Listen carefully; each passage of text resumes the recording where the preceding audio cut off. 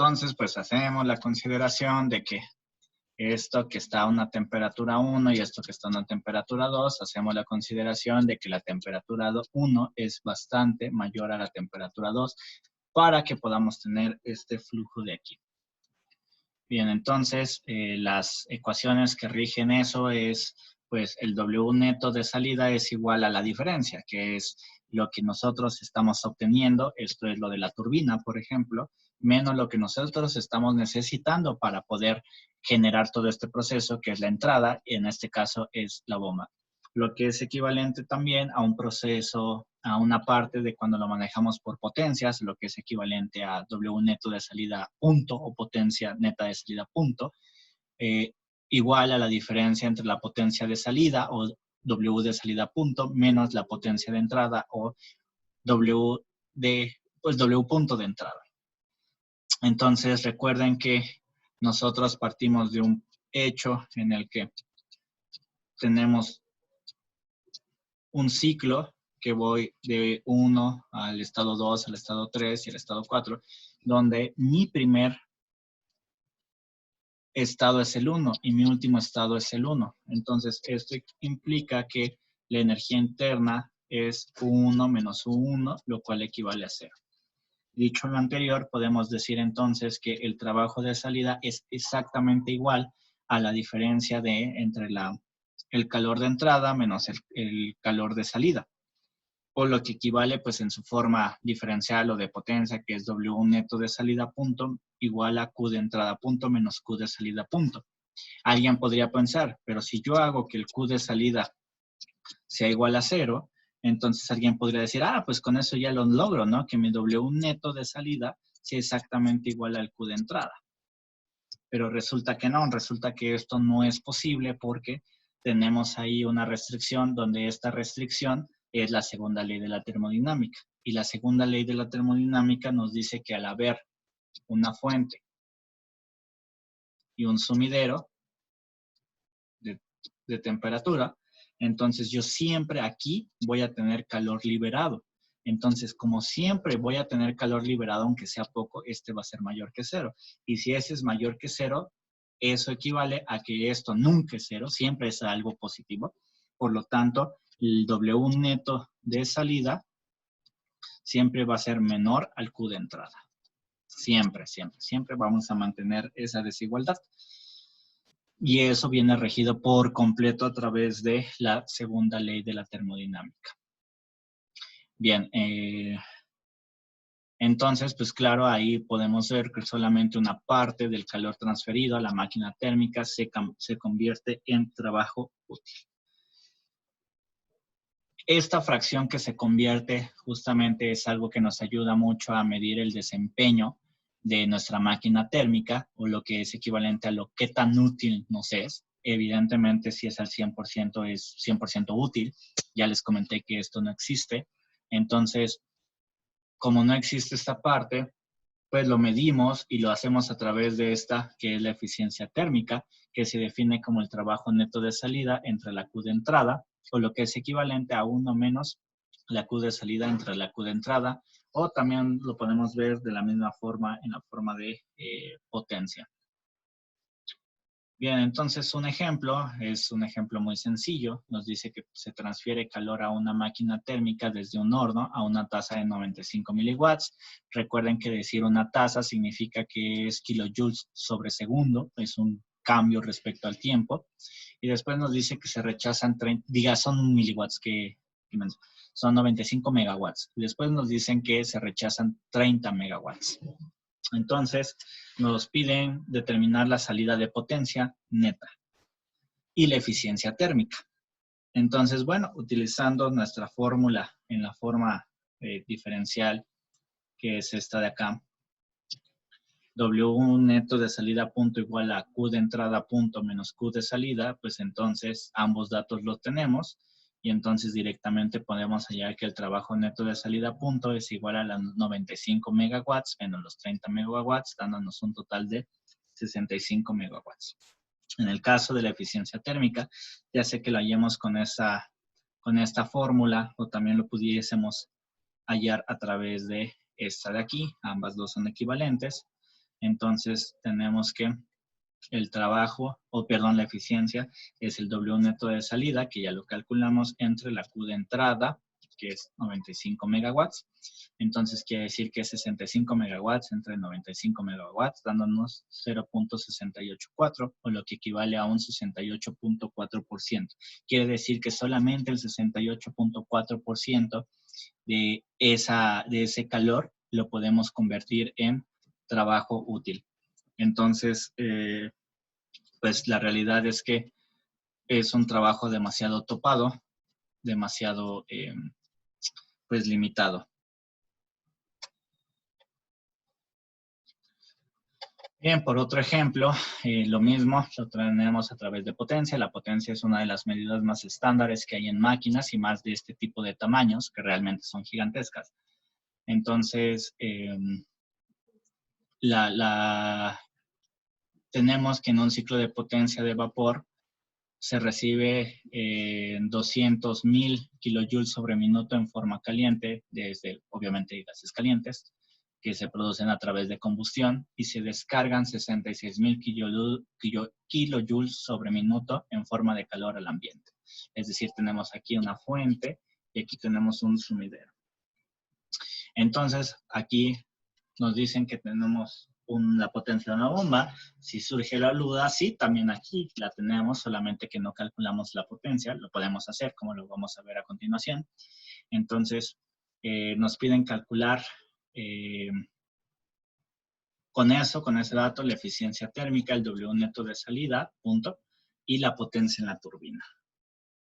Entonces, para el cálculo de la eficiencia térmica, pues podemos utilizar ahora esta fórmula porque son los datos que tenemos. Tenemos Q de entrada, Q de salida, y entonces sustituyéndolo, puntos, claro, es 1 menos 66,000 kilojoules sobre minuto entre 200,000 kilojoules sobre minuto, lo cual, al meterlo en la calculadora, nos da 0.67 exacto, o lo que equivale a un 67% de aprovechamiento. Que vemos que la realidad está muy cerca, ¿no? Entonces, esta cercanía nos indica ya que es un valor que es a lo más, son valores a lo más que se pueden alcanzar. Ya que otra consideración es que aquí no se están considerando ya cosas ideales. Entonces, imaginen, considerando de forma ideal esto, y aún así tenemos esa clase de aprovechamiento tan bajo, entonces imagínense en la realidad.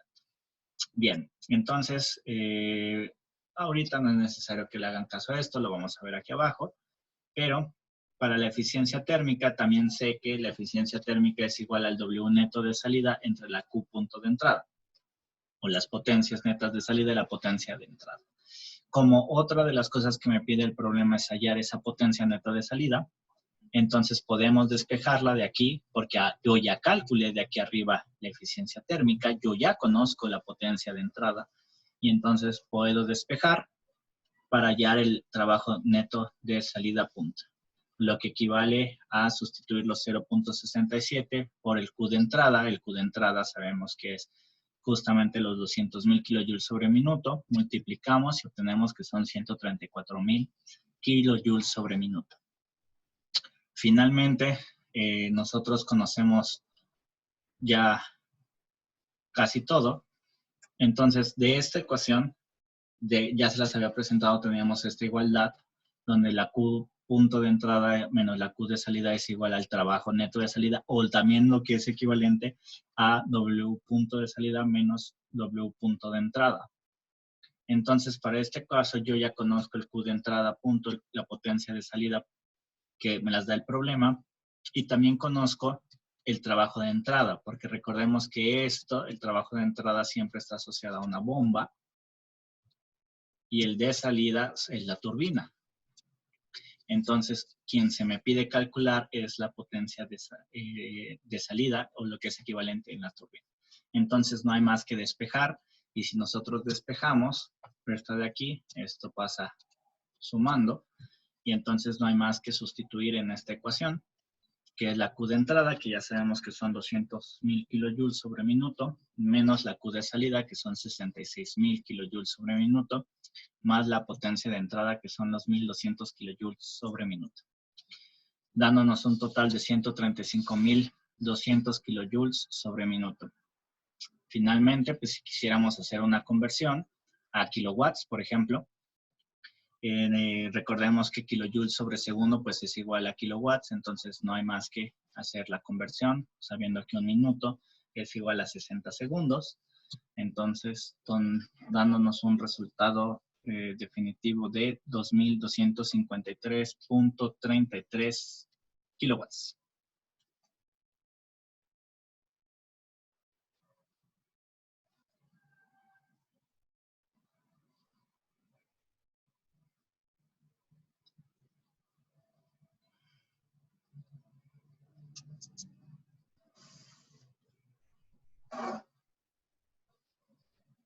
Bien.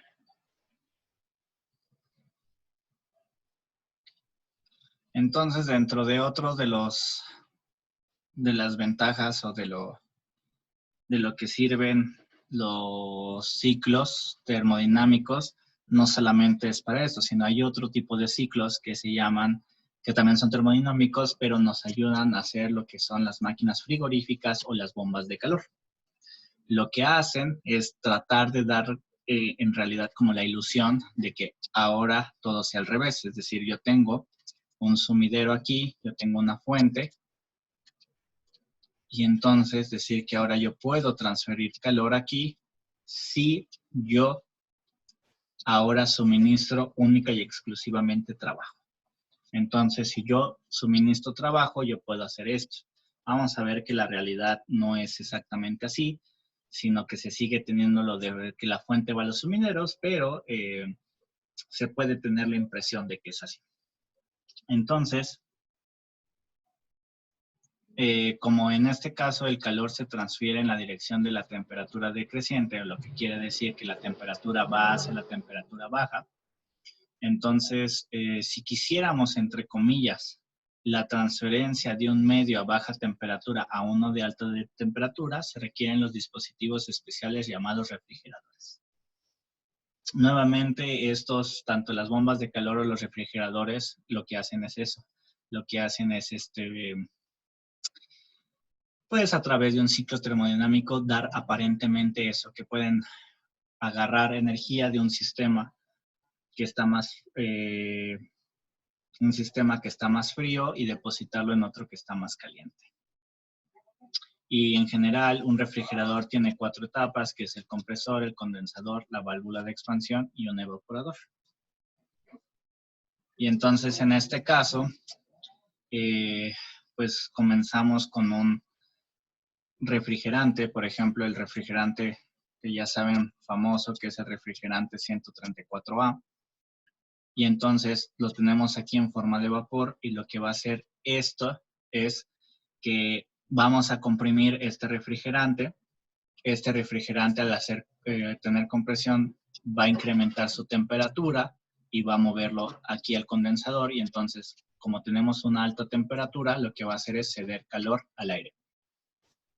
Después, cuando llega aquí al tubo capilar, el tubo capilar lo que hace es un efecto de estrangulamiento. Y entonces, con el efecto de estrangulamiento, yo puedo hacer que por la primera ley de la termodinámica, la ley de los gases ideales,